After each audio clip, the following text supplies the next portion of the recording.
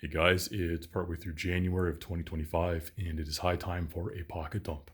So, I'm going to beat you to the punch. There's no light pictured here, it's charging in the other room, and I use a bunch of different lights depending on what I'm wearing, where I'm going, and what mood I'm in.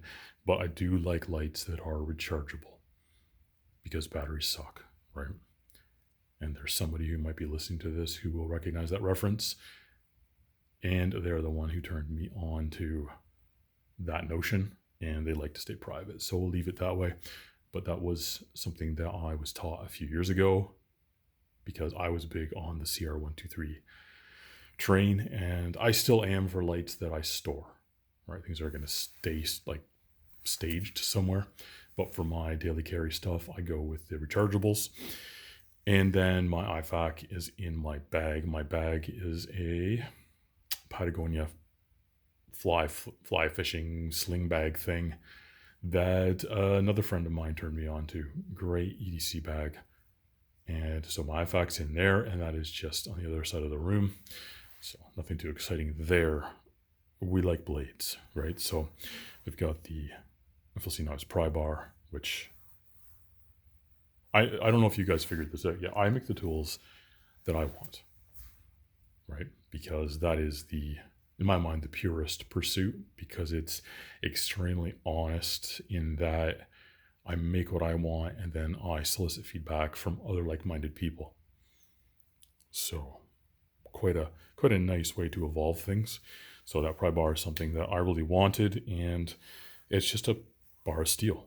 But the magic is in the carry system, because if you got a decent chunk of steel with a good quality heat treat and then a way to carry it, then you'll have it when you need it. And the same goes for the number one CV here. This is the first bladed number one, and this is the first blade to be released in 2025. So that is a true 3-finger blade. It's got a 3-inch blade on it. So quite a bit of blade for the size. And then it's got this nice deep pocket sheath, so you can replace your crappy folder with a nice little fixed blade.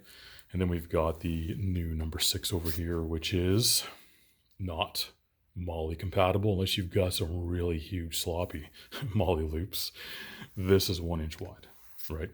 Whereas the first version of the number 6, that is 5/8, and that is meant to go in MOLLE loops. Whereas this one is meant for people who do not have that as a constraint. I realized through talking to some people that making number 6 to fit MOLLE was a bit of an artificial constraint. It was something that should be more of an option, not like just the way it is.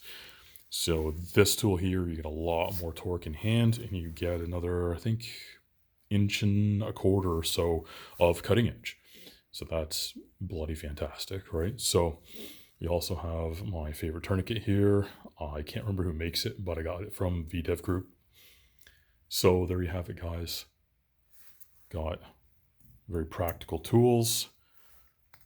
Can be practical depending on what you're up against.